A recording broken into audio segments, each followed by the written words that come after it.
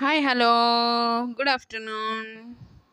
ఈరోజు మా లంచ్ పెసరపప్పు, సొరకాయ అండ్ దోసకాయ పచ్చడి. ఫస్ట్ పెసరపప్పు కోసం కడిగేసి అందులో సొరకాయలు, ఒక టమాటో, పచ్చిమిర్చి, పసుపు వేసి కుక్కర్ పెట్టేశాను. ఈ లోపల దోసకాయ కట్ చేసేసాను. ఒక బద్దలో గింజలు తీసేసినాయి, ఇంకో దాంట్లో తీయలేదు. మొత్తం ఇట్లా కట్ చేసుకొని ఇలా పచ్చి టమాటో వేయండి, టేస్ట్ చాలా బాగుంటుంది. పచ్చి టమాటో పచ్చడి. నాకు టమాటోస్లో ఒకటే పచ్చి టమాటో దొరికింది, అదే తెచ్చేసాను దోసకాయ పచ్చడి కోసమని. ఈ లోపల పప్పు ఉడికిపోయింది. దాంట్లో కొంచెం ఉప్పు, కారం, చింతపండు వేసి నలపకుండా పైన పైన ఇట్లా కలిపాను.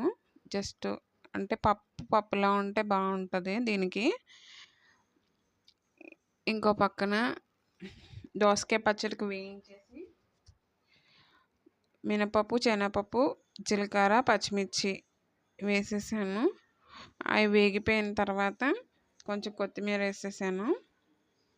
ఇప్పుడు దోసకాయ ముక్కలు, వెల్లుల్లిపాయలు వేసేసి కొంచెం ఒకసారి కలిపేసాను.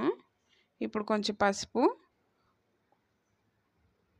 ఉప్పు వేసి అట్లా మగ్గనిస్తాను. చూడండి మగ్గిపోయినాయి. ఇది ఆఫ్ చేసేసి ఇంకా పప్పుకి, చట్నీకి రెండిట్లకి తాలింపు వేసేసాను ఒకటేసారి. ఫస్ట్ పప్పుకి వేసాను వెల్లుల్లిపాయలు, జీలకర్ర, ఆవాలు, ఎండుమిర్చి, కరివేపాకు, కొంచెం ఇంగువ వేసి చక్కగా వేగిపోయింది కదా, ఇంగువ కూడా వేసాను.